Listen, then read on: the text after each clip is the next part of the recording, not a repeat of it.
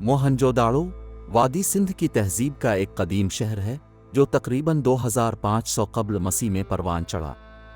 یہ دنیا کے قدیم ترین شہری مراکز میں سے ایک تھا جو موجودہ پاکستان میں واقع ہے۔ پاکستان کے 20 روپے کے نوٹ کے پیچھے جو تصویر موجود ہے وہ موہنجودڑو کی تصویر ہے۔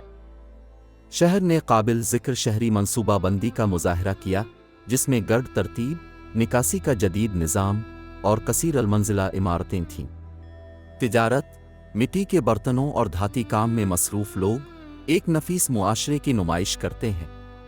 آثار قدیمہ سے پتہ چلتا ہے کہ موہنجوداڑو میں ایک مرکزی بازار، عوامی حمام اور ایک غلہ تھا۔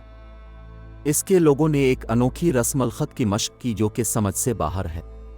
بدقسمتی سے 1900 قبل مسیح کے آس پاس شہر کو ماحولیاتی تبدیلیوں جیسے دریائے سندھ کے راستے میں تبدیلی اور مانسون کے انداز میں تبدیلی کی وجہ سے ممکنہ طور پر زوال کا سامنا کرنا پڑا۔ اس کی وجہ سے زرعی پیداوار میں کمی واقع ہوئی اور اس کے نتیجے میں اسے ترک کرنا پڑا۔